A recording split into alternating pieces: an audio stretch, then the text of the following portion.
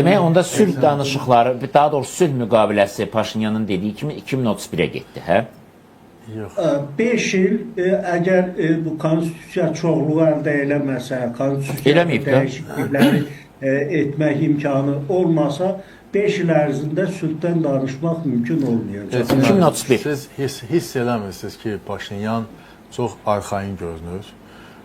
Paşinyan təlaşda görünmür. Çox özünə çox inamlı görünür.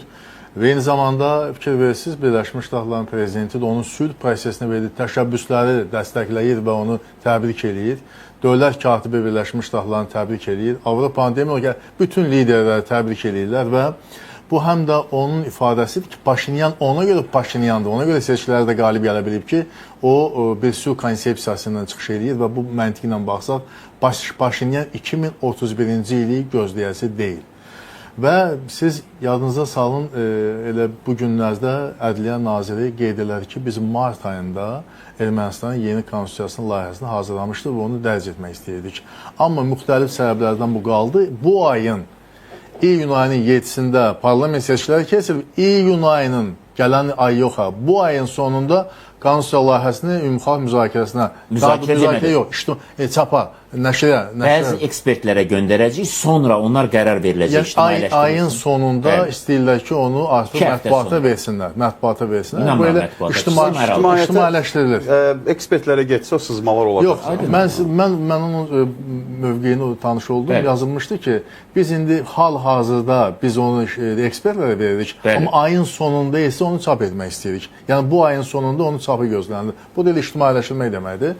Və belə olan vəziyyətdən sual yaranır ki, Paşinyan əgər doğrudan da bu konstitusiyanı ictimailəşdirirsə və artıq o çap olunursa, deməli bu adamın onu dəyişdirmək və konstitusiyada Azərbaycan qarşı ərazi iddialı imtina məsələsi təbii ki, orada olmalıdır və bununla da o nə demək istəyir? Yəni referenduma gedəcəyinin anonsunu verir və bu anonsu vermək üçün və belə addım atmaq üçün o nəyə arxayındır, nəyə güvənir, niyə belə inamlıdır?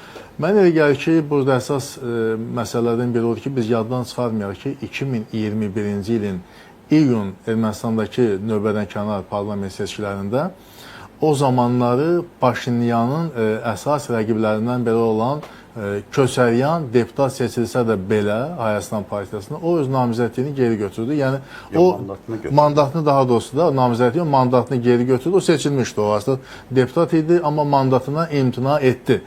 Onun yerinə amma onun arxasında olan keçdi. Yəni onu geri itirmədi. Yəni demək istəyirəm ki, yəni belə halları nəzərə alıb ola bilsin ki, namizədliyini daha doğrusu mandatına imtina edir və eyni zamanda mandatını əvəz etdikdən sonra, yəni partiya olaraq, yəni bunların artıq parlamentdə təmsilçiliyi məsələsinə xitam verilə bilər. Yəni onlar, yəni əgər tutaq ki, partiya rəhbəri imtina eləyirsə və artıq bütün parametrlər üzrə hökumətin proqramına, hökumətin referendum keçirib yeni konstitusiya qəbul etməsi kimi Qarabağla bağlı məsələlərə öz etirazlarını ifadə edib, ümumiyyətlə hesab elə ki, belə parlamentdə bizim təmsilçiliyimizə ehtiyac yoxdur. Belə kimi addım atılması. Yəni Natman, buna kömək edeyim mənə. Mən biraz tuta bilmədim o məqamı. Yox, mən nəyə demək istəyirəm? Bax, 3 minimum partiya təmsil olunmalıdır, düzdür? Belə olan vəziyyətdə Köçəryan görür ki, bu gedişatla onsuz da deməli Paşinyan konstitusiyon üstünlüyə malik deyil deyə, çoxluğa malik deyildir deyə referendum keçirə bilmir və yeni konstitusiya qəbul edə bilmir, düzdür? Belə olan vəziyyətdə onun repressiv maşını işə düşür. Çünki bunların kriminal, cinayətkar bir qrup hesab edir, hakimiyyətə qarşı cinayətkar bir mövqedə dayanan şəxslər hesab edir və onlara qarşı cinayət işinin açılması, həbslər və s. dalğası genişlənə bilər. Belə olan vəziyyətdə gedib günü həbsxanada keçirməkdənsə, yəni burada razılaşma ola bilər ki, ola bilsin ki, proseslərdən kənarda qalsın və imtina etsin, yəni təzyiq altında buna geçsin. Amma mənə elə gəlir ki, bu versiyaların içində ən ağlabatanı odur ki, bütün bunlar versiya şəklində. Əlbəttə. Ən ağlabatanı odur ki, yəni hakimiyyət müxalif siyasi dairələrlə müəyyən mənada kompromisə gedir, razılaşma əldə edilir, o reklam edilmir, o cəmiyyətə çatdırılmır və necə deyərlər, bir centilmen razılaşma əldə edilir. Orada heç bir imza yoxdur. Centilmen razılaşma var ki, siz bu seçkilərdə 6 deməli səsin qazanmasına mane olmayın. Heç mənə də lazım deyil ki, onu kim səs verdi, necə oldu, mane olmayın. Biz bunu etməliyik. İstənilən halda etməliyik. İstənilən halda bunun alternativi yoxdur. Burada